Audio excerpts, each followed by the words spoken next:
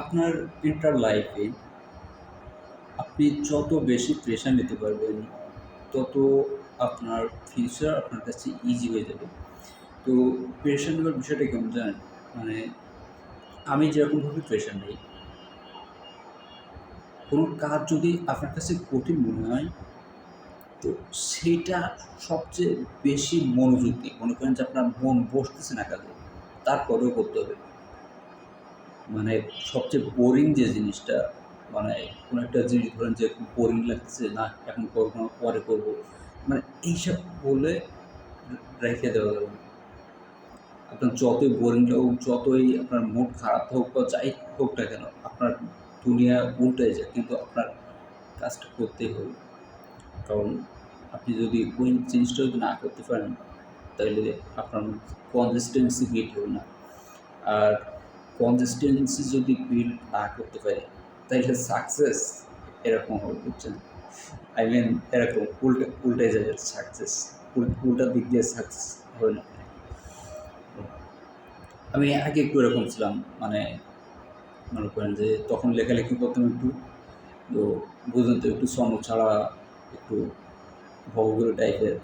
তো এখন আমি যত সম্ভব চেষ্টা করতেছি যে মাইন্ডফুল হয়ে কাজে ফোকাস দিয়ে কাজ করার পর ই কাজ কমপ্লিট করার। তো এখানে যত বেশি ফোকাস দিতে পারবেন, তত আপনার প্রোডাক্টিভিটি বাড়বে। আর প্রোডাক্টিভিটি বাড়লে আপনি বুঝতেই পারছেন, আপনার যখন প্রোডাক্টিভিটি বাড়বে, আপনি যখন কাজে বেশি ফোকাস থাকবেন, যখন মাইন্ডফুল থাকবেন, তখন ইজিলি আপনার কাছে প্রবলেমগুলো সলভ হয়ে যাবে।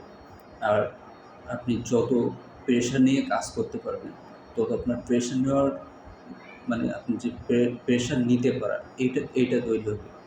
আর আমরা যত প্রেশার নিতে পারবো, আল্লাহ আমাদের উপর তত দায়িত্ব দেবে, মানে আমাদের আরও দায়িত্ববান করে তুলবে। আর আপনি লিডার হতে চান বা যাই হতে চান, দায়িত্ব না নিলে, আপনি দায়িত্ববান না হলে কখনো এগুলা পসিবল না। তো আমি আমার জায়গা থেকে যতটুকু পারি চেষ্টা করছি, যদিও আমি অলস, সবাই জানে আমি চরম লেভেলের অলস আর কি। এবং আমার কাছে মনে করেন যে, মানে আমার আমি যে অলস কেন বা কাজটা কেন করবো না বা কি, এইসব নিয়ে আমার কাছে বেশ হাজার লাইনের যুক্তি থাকে। যদিও আমি এইসবগুলো ব্রেক করে এখন নিজেকে চেঞ্জ করতেছি। তো ভাবলাম আপনাদের সাথে এই বিষয়টা শেয়ার করি। আর আমরা সবাই একসাথে যেহেতু মুভ অন করতেছি, আমাদের জেনারেশন যেহেতু সবাই একসাথেই বড় হচ্ছি, তো আপনি কমেন্টে চাইলে আপনারাও কীভাবে আসলে প্রোডাক্টিভিটি বাড়াচ্ছেন বা কীভাবে কাজ করতেছেন, বা যারা পড়ালেখা করতেছেন তারা কীভাবে পড়ালেখা করতেছেন, কি কীভাবে চাকরির জন্য প্রস্তুতি নিচ্ছেন, তারা এগুলো চাইলে শেয়ার করতে পারেন। আশা করি আমাদের ফিউচারে আমরা সবাই অনেক ভালো পজিশন হোল্ড করবো ইনশাআল্লাহ। আল্লাহ হাফেজ।